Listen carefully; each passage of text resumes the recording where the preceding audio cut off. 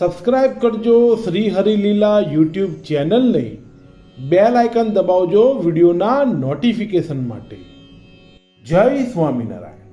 ભક્તો, તારીખ 5 એપ્રિલ 2024ને શુક્રવારના રોજ પાપ મોચીની નામની એકાદશી આવે છે. ભક્તો, એવું કહેવાય છે કે આ જીવનમાં કોઈ પણ મનુષ્યએ ગમે તેવું પાપ કર્મ કર્યું હોય, પરંતુ તે આ પાપ મોચીની એકાદશી વ્રત વિધિપૂર્વક કરે તો તેના સર્વે પાપ દૂર થાય છે. ભક્તો, આવી આ પવિત્ર એકાદશી, તેનો વિધિ શું છે, તે એકાદશી કેવી રીતે કરવી જોઈએ, આ એકાદશીની મહાત્મ્ય કથા શું છે, તે સર્વેની માહિતી આપણે આજના વિડીયોમાં મેળવીશું. તો ભક્તો, વિડીયોને અંત સુધી જોવાનો આગ્રહ રાખજો. ભક્તો, આજની કથામાં યુધિષ્ઠિર રાજા કૃષ્ણ ભગવાનને સંવાદ કરીને પૂછે છે કે હે શ્રી કૃષ્ણ, મેં ફાગણ માસના શુક્લ પક્ષની આમલકી એકાદશી સાંભળી, પણ ફાગણ માસના કૃષ્ણ પક્ષમાં કયા નામની એકાદશી હોય છે, તેનો શું વિધિ છે અને તેનું શું ફળ છે, તે મેં આરી આગળ કહો. ત્યારે શ્રી કૃષ્ણ યુધિષ્ઠિર રાજાને કહે છે કે હે યુધિષ્ઠિર, પૂર્વે ચક્રવર્તી માંધાતા રાજાએ લોમસ ઋષિને પૂછવાથી તે લોમસ ઋષિએ માંધાતા રાજાને જે આખ્યાન કહ્યું હતું એ જ પાપ મોચીની એકાદશીનું વ્રતનું આખ્યાન હું તને કહું છું, તે તું સાંભળ. માંધાતા પૂછવા લાગ્યા કે હે ભગવાન, હું લોકોના હિતની ઈચ્છાથી ફાગણ માસના કૃષ્ણ પક્ષને વિશે કયા નામની એકાદશી આવે છે, તેનો શું વિધિ છે અને તેનું શું ફળ છે તે સાંભળવા ઈચ્છું છું, માટે તમે મને પ્રસન્નતાથી કહો. ત્યારે તે સાંભળીને લોમસ ઋષિ બોલ્યા કે ફાગણ માસના કૃષ્ણ પક્ષને વિશે પાપ મોચની એવી નામી એકાદશી પિશાચપણાને મટાડનારી કહે છે. હે નરો, મારતાર પાંધાતા રાજા, કામનાઓને પૂરનારી, સિદ્ધિઓને દેનારી, વિચિત્ર પ્રકારના કલ્યાણ કરનારી, પાપનો નાશ કરનારી અને ધર્મની દેનારી એવી પાપ મોચની એકાદશીની કથા કહું છું, તે માટે તું સાંભળ. પૂર્વે અપ્સરાઓના સમૂહે સેવેલા ચૈત્ર રથ ગંધર્વના ઉત્તમ પ્રદેશમાં જ્યારે વસંત ઋતુનો સમય આવ્યો, ત્યારે આખું વન પુષ્પોથી ભરાઈ ગયું. તેથી તે વનની અંદર ગંધર્વોની કન્યાઓ કિન્નર સાથે રમવા લાગી અને ઇન્દ્ર વગેરે દેવો ત્યાં ક્રીડા કરવા લાગ્યા. આ ચૈત્ર રથ નામના વનથી બીજું કોઈ પણ સુંદર વન ન હોવાને લીધે તે વનને વિશે મુનિઓ બહુ તપ કરે છે. વળી ચૈત્ર અને વૈશાખ મહિનામાં એક વખત દેવોની સાથે ઇન્દ્ર પોતે રમતા હતા. ત્યાં મેધાવી નામે એક પ્રખ્યાત ઉત્તમ મુનિ પણ ત્યાં આવ્યા હતા. તેમના મનનો ભાવ જાણવા માટે મંજુ ઘોષા તે નામે પ્રખ્યાત અપ્સરા તે ઉત્તમ મુનિને મોહ પમાડવાનો આરંભ કરવા લાગી.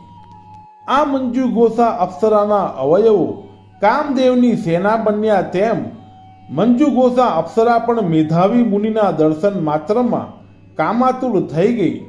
જુવાનીને પ્રાપ્ત થયેલા તથા ધોળી જનોઈથી યુક્ત એવા મેધાવી ઋષિ લાકડી ધારણ કરનાર, જાણે બીજો કામદેવ હોય એવી રીતે અતિ શોભતા આ મેઘાવી ચ્યવન મુનિના સુંદર આશ્રમમાં વસતા હતા.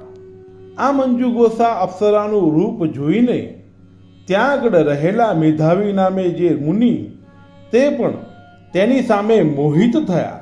તે મુનિઓમાં ઉત્તમ એવા જે મેધાવી તે મંજુ ઘોષા અપ્સરા સાથે રમવા લાગ્યા. પછી તે જ ઉત્તમ વનમાં તેના ઉત્તમ દેહને દેખી શિવરૂપ તત્વને ભૂલેલા તે મુનિને અંજુ ઘોષા અપ્સરા સાથે ક્રીડા કરતા દિવસ તથા રાત્રિનું ભાન રહ્યું નહીં. એથી એ મુનિનો ધર્માદિ આચારને લોપવાનો ઘણો કાળ વહી ગયો.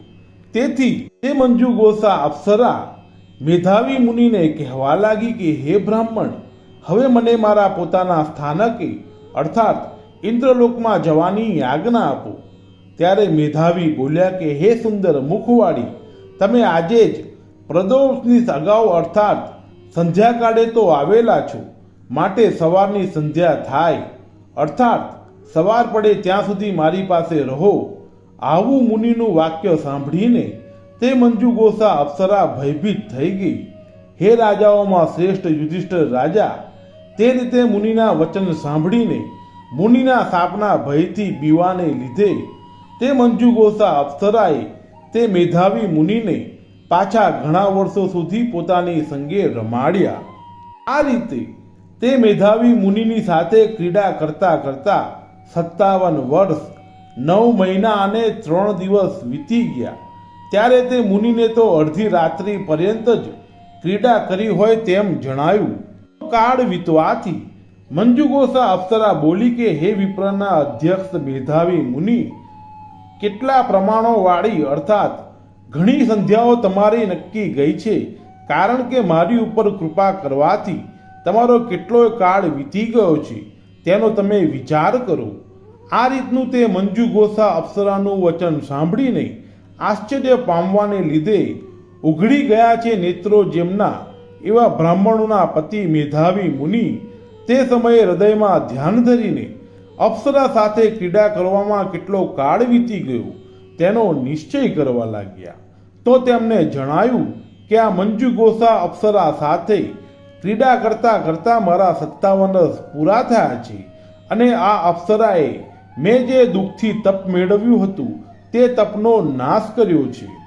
આમ તે મેધાવી મુનિ વિચાર કરતા તથા તે અપ્સરાને તપનો નાશ કરનારી કાળરૂપ જાણીને હોઠ ફફડાવતા એવા વ્યાકુળ ઇન્દ્રિયોવાળા અતિ ક્રોધી અને નેત્રોથી અગ્નિના તણખાઓને ઝાડને કાઢતા મેધાવી મુનિ તે મંજુઘોષા અપ્સરાને શાપ આપ્યો કે તું પિચાસણી થા. હે પાપણી, દુરાચાર વાળી, હવે તે પાપમાં પ્યારવાળી વૈશ્યા તને ધિક્કાર છે. આવી રીતના મુનિના શાપથી બળેલી તે અપ્સરા વિનાયથી નીચે ઊભી રહી. તે અપ્સરા મુનિને કહે કે હે મુનિ, તમે મારા શાપ ટાળવાનો ઉપાય બતાવો. હે કલ્યાણકારી.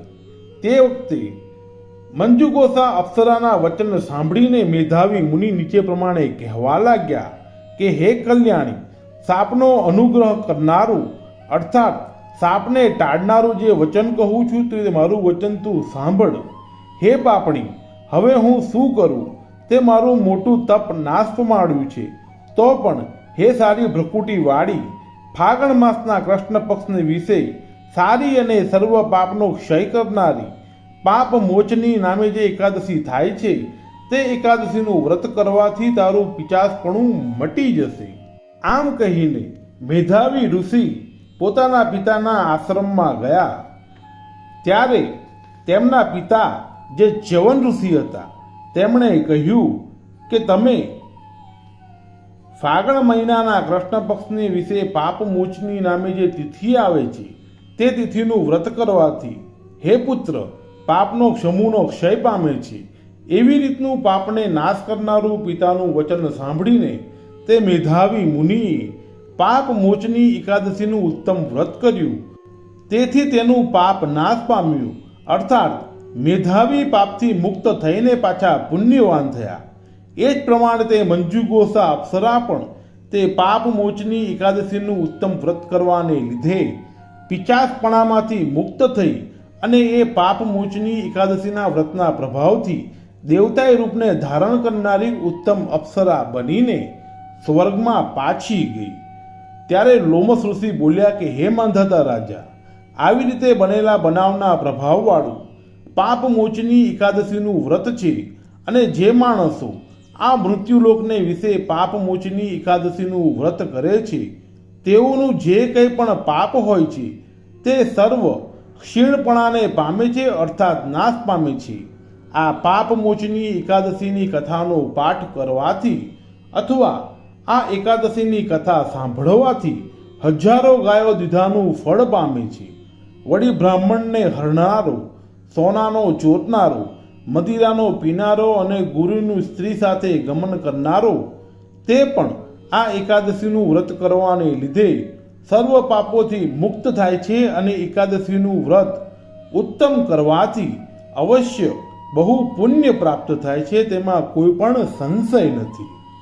આ પ્રમાણે ભવિષ્યોત્તર પુરાણને વિશે ફાગણ મહિનાના કૃષ્ણ પક્ષની પાપ મોચની નામની એકાદશીનું મહાત્મય સંપૂર્ણ. જય સ્વામી.